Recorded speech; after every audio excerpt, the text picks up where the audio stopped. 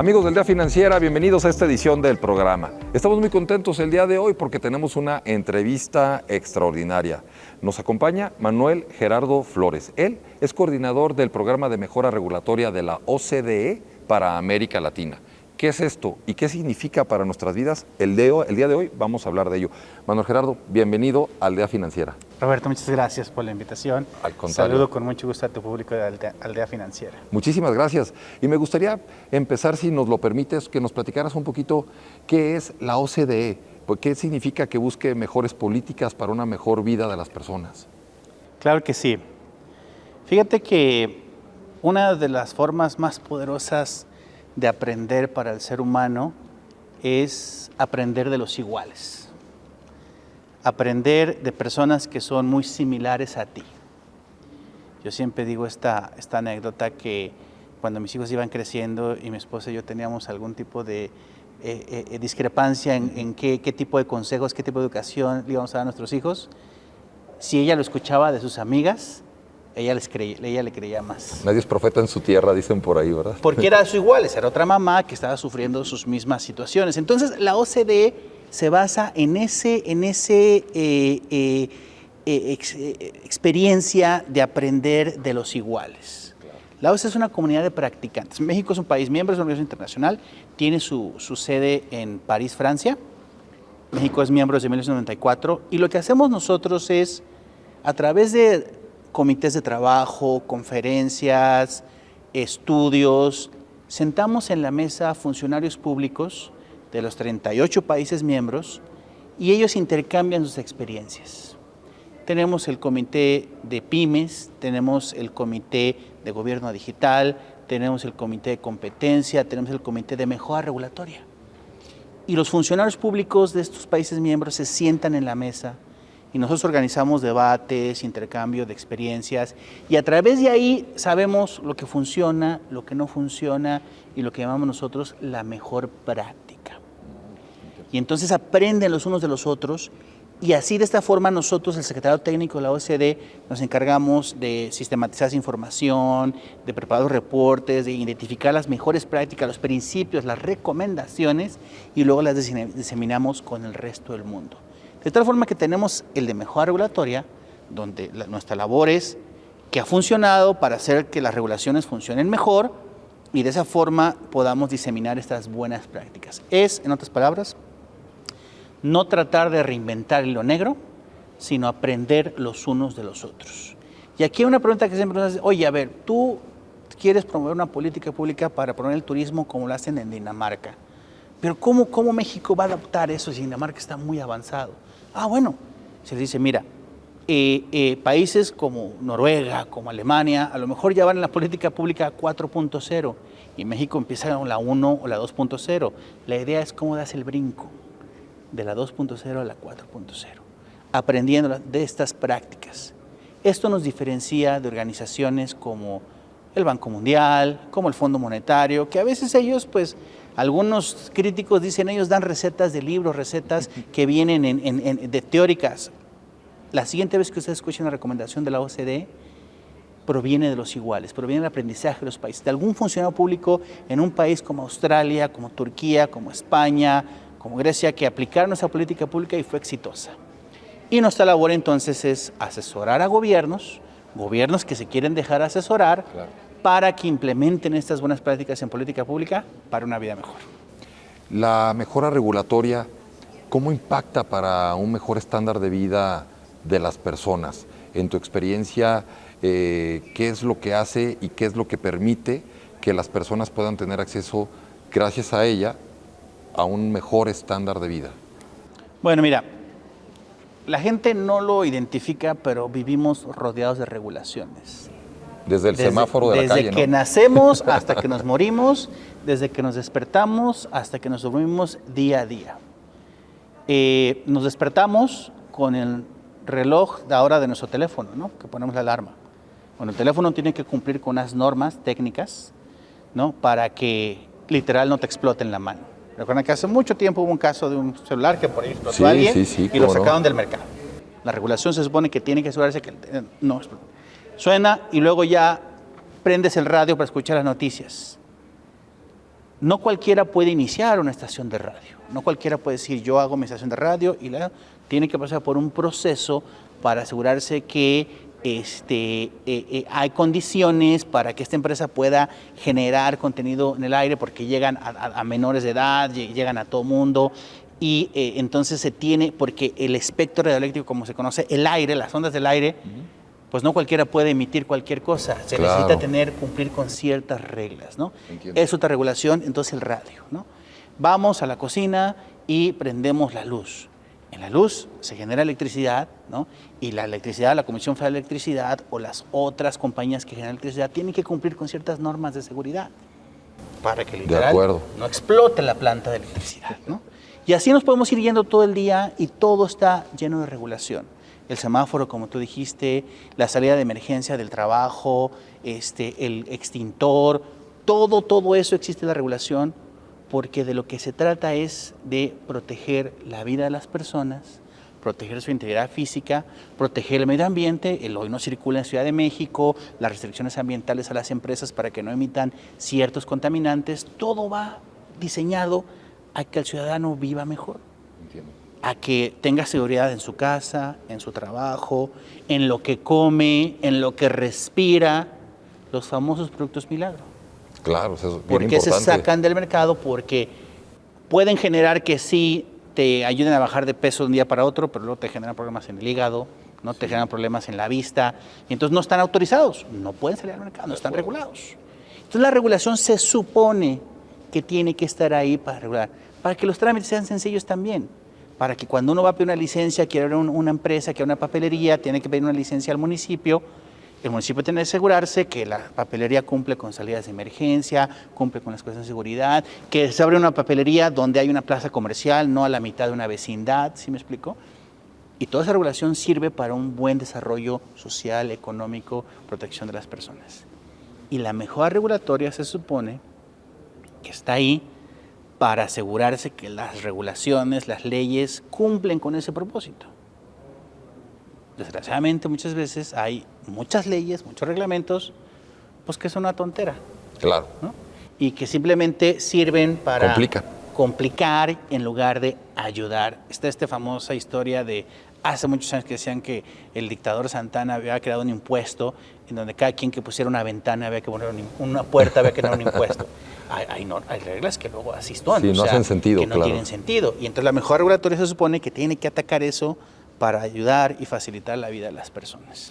¿Cómo las personas pueden colaborar, participar e influir en la política pública que genera el gobierno? Evidentemente, las estructuras gubernamentales pues tienen una serie de mecanismos y procesos que a través de los diputados, las distintas secretarías, los distintos órganos de gobierno, pues van generando estas políticas públicas y deseablemente generan consultas para que el ciudadano participe y pueda colaborar para ellas. Pero desde la óptica de la OCDE, ¿qué puede hacer el ciudadano común y corriente para poder ser parte de estos cambios, de estas políticas, para que haya esa conciencia de que tan solo no es un juego de ajedrez por parte de las autoridades gubernamentales, sino debe de ser un juego de calle, donde se deben de dar cuenta que cuando generan una política pública como la que comentabas de las puertas, pues le está afectando a la gente?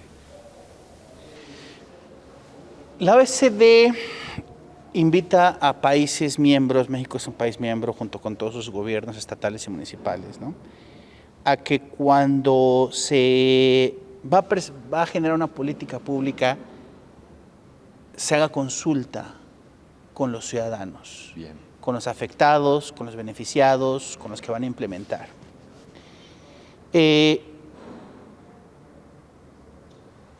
Los gobiernos se supone que están ahí para resolver problemas que las personas individualmente no pueden resolver. así es.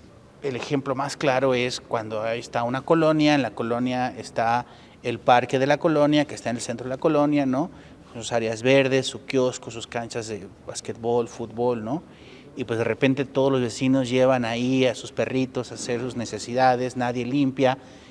Pues entonces es un desastre. Entonces no se puede decir, oye, vamos a dividir el parque, en la colonia somos 20 casas, vamos a dividir el parque en 20 y cada quien se encarga de un pedacito de 20. Pues no se puede. Es complicado. No se puede. Necesita haber alguien que esté ahí para el jefe de la colonia, un comité directivo, el gobierno municipal, ¿no? Que se encargue de eso, y para eso nosotros pagamos impuestos para que ellos resuelvan problemas que nosotros no podemos resolver. De acuerdo. Pero a veces los gobiernos municipales, estatales, federales son muy creativos, ¿no? Y entonces de repente quieren dar soluciones para problemas que no existen, ¿no? Por ejemplo, pueden llegar grupos y decir, oye, ¿sabes qué? Es que aquí en nuestra colonia ya queremos que se prohíba tener perros porque los vecinos no recogen las heces de los perritos. Prohibición total. Sí, no, entonces va un diputado local, llega y dice, ay, sí es cierto, lo veo, ¿no? Entonces voy a presentar una iniciativa para prohibir los perritos. Pero ¿esa es la mejor opción, prohibir?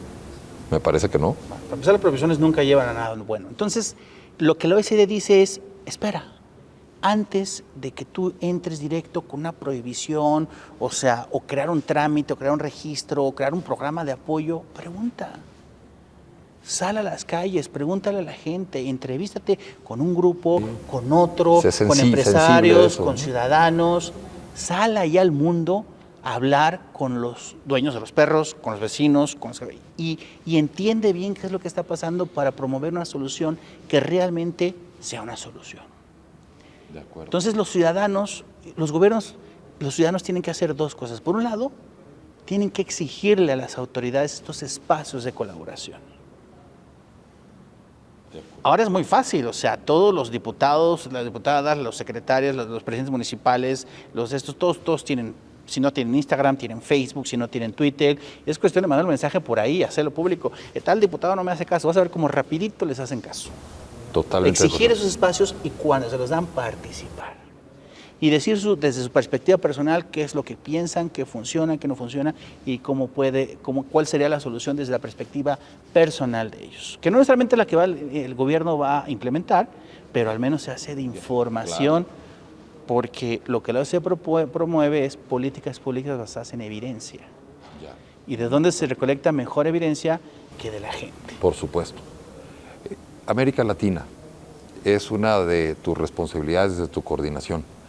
¿Qué política de mejora regulatoria o qué política pública te ha parecido destacable en la responsabilidad que tú has llevado en estos tiempos? Muy interesante tu pregunta. Ciertamente hay distintas actividades interesantes que van naciendo en distintos países de Latinoamérica, incluyendo México, Chile, Perú, Costa Rica. Por ejemplo, hay una muy interesante en Perú que se llama la Comisión de Eliminación de Barreras Burocráticas. El Salvador ya la copió y le hemos recomendado a México que la considere. Todos los deberíamos de tener. Funciona así. En Perú es muy común, en México y en el resto de Latinoamérica y en 9 de cada 10 países en el mundo, que cuando el ciudadano va a hacer un trámite, haya mucha incertidumbre, mucha confusión, desinformación sobre los requisitos de los trámites. Y ahora con las tecnologías de información, en lugar de la cosa mejorarse, se ha empeorado, porque el ciudadano quiere sacar una licencia para abrir un negocio o quiere pedir un permiso para construir una barda o algo, ¿no? Y entonces pues puede ir a la oficina municipal y pedir informes, ¿no? Puede ser que llegue y vea en la pared un póster donde dice, los requisitos para un permiso de barda son aquí. Pero luego le pregunta a la persona en la ventanilla, oye, ¿cuáles son los requisitos? Y le puede dar un formato que vengan otros, diferentes a los del póster. No están homologados. O inclusive oralmente le dicen otros. O si se mete a la página de internet, a veces hay hasta 2, 3 páginas de internet donde la información es diferente. ¿Cuál es la información? Oye, y cuando llega a presentar los requisitos, le dicen, que lo recibe, son otros. Son otros, así es. Bueno, sí.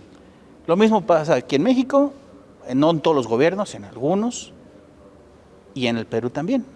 Entonces el Perú tiene esta comisión en donde si el ciudadano le hacen eso, el ciudadano puede ir a presentar una queja ante esta comisión.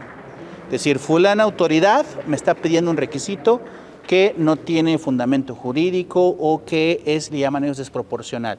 Es decir, yo quiero construir una barda y le están pidiendo que haga un estudio geológico donde vaya y contrate al consultor, al técnico, ¿no? Que resulta que fue compadre del director de desarrollo urbano y le van a cobrar miles de pesos nomás por un estudio. Oye, es una barda. Claro. Es un requisito desproporcional. En el Perú se puede meter una caja. Entonces la comisión entra, hace un análisis y rápidamente decide, municipio, efectivamente le estás pidiendo al ciudadano que no debe ser. Es como una profeco de trámites, donde entonces se sienta, hace una conciliación y entonces le dicen, no lo puedes hacer y emite una resolución para que no lo haga. Esa es una buena práctica porque aquí en México eso solo puede hacer hasta un juez. Aquí si un ciudadano le pide un requisito que no es, no le queda de otra más que ir con un juez de lo administrativo y presentar y lo que eso significa. Y eso es lo que significa. Tiempo. En cambio, acá en Perú es una práctica que se nos hace muy interesante. Estimado Manuel Gerardo, fíjate que te comparto un tema. Cuando empieza Aldea Financiera fue en la época de la pandemia. Yo estaba haciendo investigaciones sobre qué podía pasarle a la gente desde el punto de vista de sus finanzas personales y evidentemente también a las empresas, derivado de las complicaciones de la pandemia. Y vi un estudio que ustedes hacen que se llama ¿Cómo es la vida? O How is Life, y tenía una estadística que a mí me pareció escalofriante, preocupante. 80% de la gente no tenía ahorros personales por más de 3 meses de sus necesidades de ingresos. Lo cual dije, caray, con la pandemia esto se ha de ver complicado de manera muy importante. Y de ahí empezamos a hacer muchas iniciativas en Aldea Financiera. Pero mi pregunta va en este sentido. Hoy que estamos viendo que la pandemia está pasando, que seguimos viviendo algunas de sus consecuencias, desde la óptica de la OCDE, ¿cómo está la vida?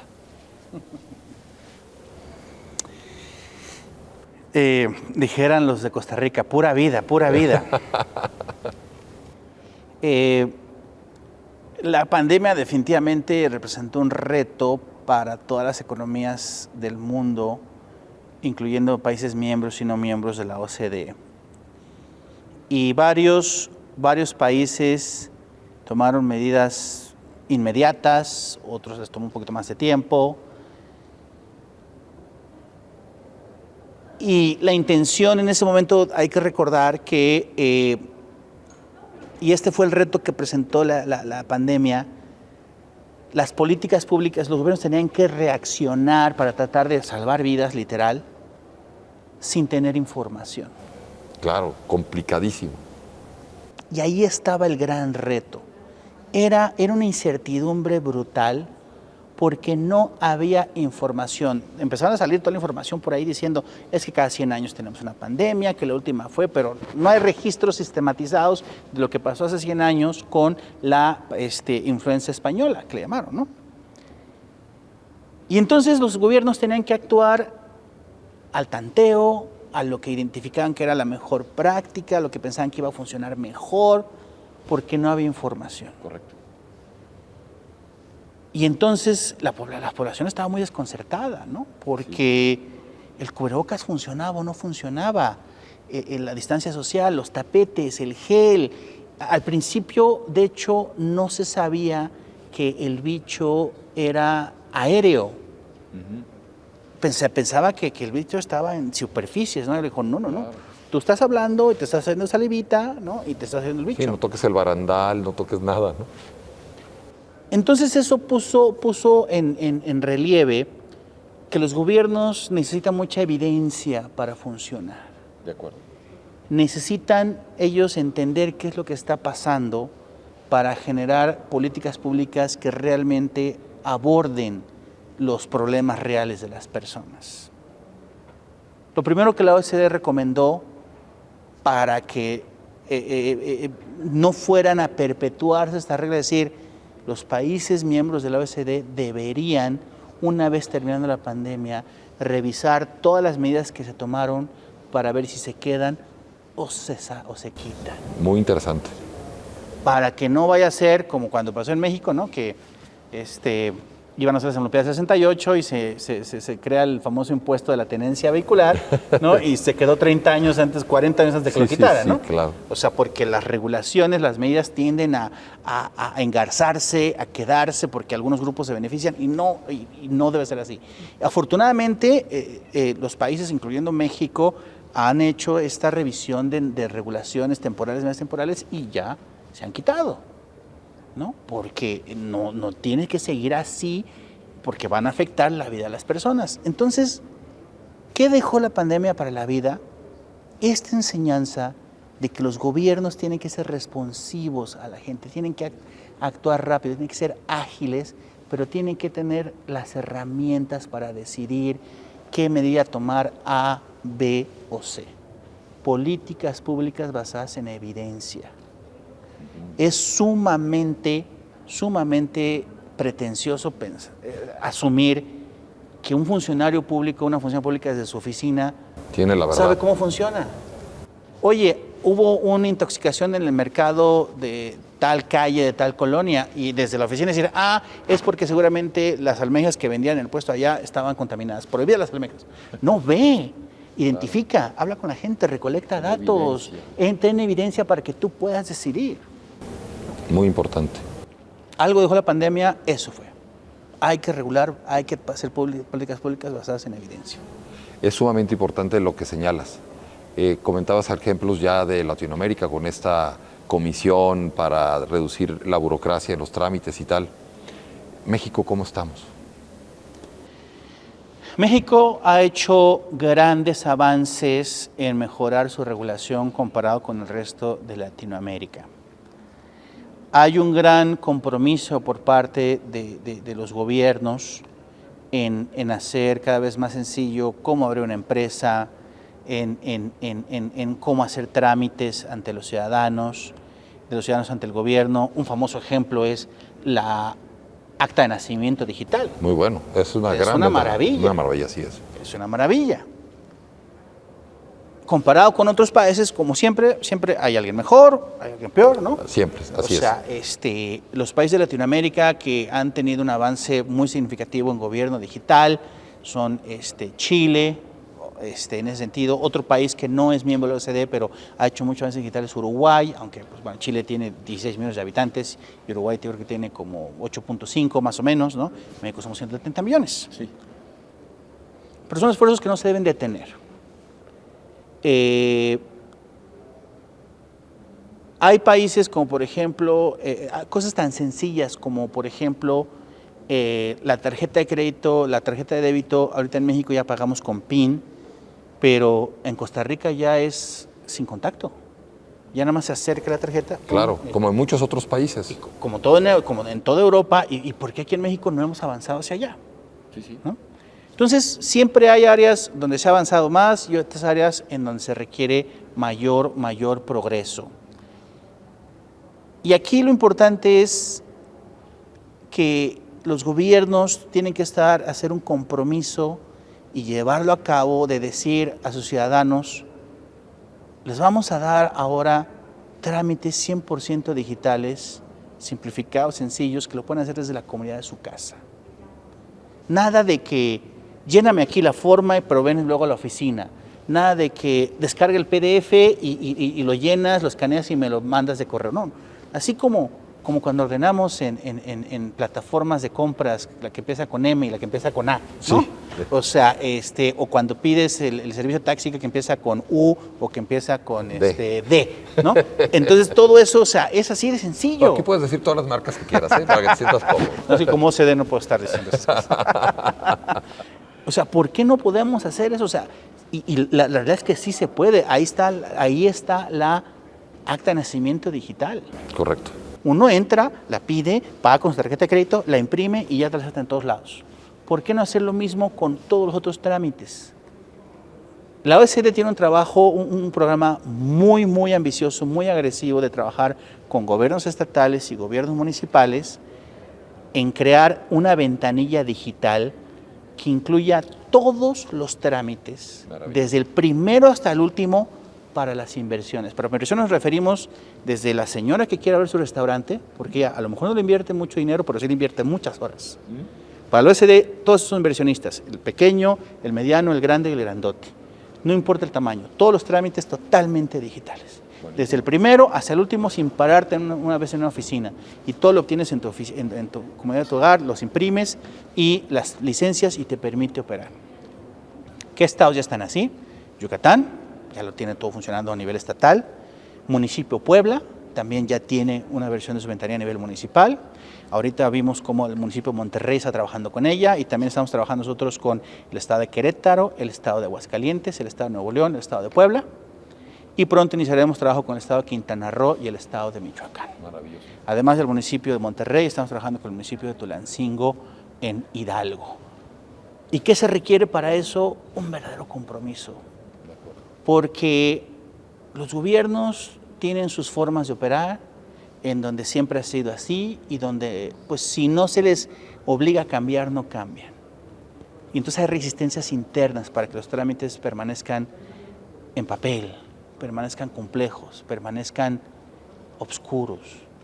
La mejora regulatoria y la digitalización son como cuando uno va y quiere limpiar la bodega que ha estado ahí sin moverse durante años, empieza uno a mover muebles, a quitarle el polvo y de repente mueves un mueble, ¿no? Y ahí hay alacranes y serpientes y cucarachas y se quieren esconder porque les gusta la oscuridad y si no les haces te descuidas, te brincan para que porque quieren mantenerse en la oscuridad. Esto es un compromiso a lo mejor que tienen que decir los gobiernos, los gobernantes. Ya, se acabó.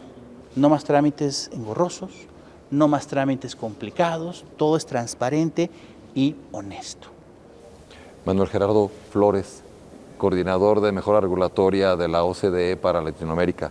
Muchas gracias por estar aquí en Aldea Financiera y felicidades por estar coadyuvando para que las personas tengamos un mejor estándar de vida a través del apoyo a los gobiernos. Esperamos tenerte pronto de nueva cuenta. Muchas gracias. Yo los invito a que en Google pongan Ventanilla Digital de Inversiones Municipio Puebla, Ventanilla Digital de Inversiones Yucatán y ahí les va a salir para que ustedes la puedan revisar. Muchísimas gracias y de nueva cuenta, felicidades. Gracias, hasta luego. Y bueno, llegamos al final del programa, les agradezco mucho su atención, pónganos sus comentarios de qué otras cosas y otros temas quisieran saber y que comentáramos aquí en Aldea Financiera. Por lo pronto les agradezco mucho y ya saben, les deseo que tengan un día, sí, así, con tendencia positiva. Hasta la próxima.